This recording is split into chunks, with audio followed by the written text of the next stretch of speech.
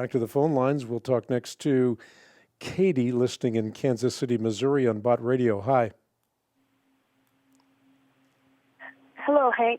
Are you there? I am. Okay, thank you for answering my call. I have a question about John chapter 8 and the story about the adulterous woman who was brought before Jesus, and they were trying to entrap him.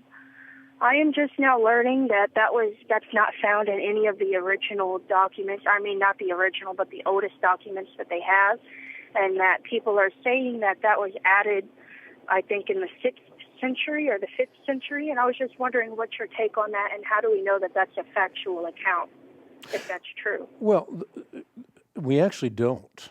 What you have is the science of textual criticism, and what the science of textual criticism does is it compares manuscripts with manuscripts. Every manuscript has errors, multiple errors, but they don't have the same errors. And therefore, by comparing one with the other, you can get back to the autographs or the autographa, the original writings. By way of example, if I hand wrote a page of prose on a piece of paper and gave it to 10 friends and said, please make a copy of this, and they all made copies, all of those copies would have mistakes.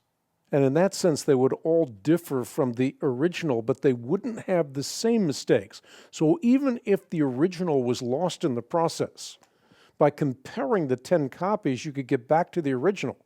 And that's sort of a microcosm of the science of textual criticism, and that's why you find in modern translations exactly what you noted in the prologue to your question, that the oldest and most reliable manuscripts do not contain this story. Now, one thing that could be said about this story is it's consistent with the rest of Scripture, and you find that with a number of these entries, like the Comma Johanneum in 1 John chapter 7.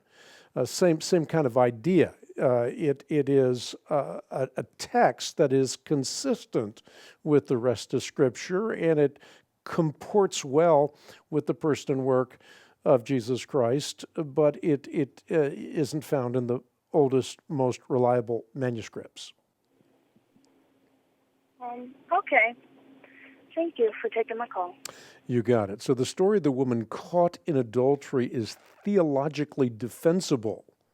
It's also historically defensible because its coherence and its spirit show that it was preserved from a very early time, and as I just said, it accords well with the known character of Jesus. Therefore, again, it is included in the text with the note so that people know the truth, and that is the oldest, most reliable manuscripts simply do not contain it. I did write a book on this. It's called Has God Spoken? The book deals with demonstrating that the Bible is divine as opposed to merely human in origin, and there's a chapter in the book on the science of textual criticism, and in that chapter I actually deal specifically with the question that was just asked and that particular text.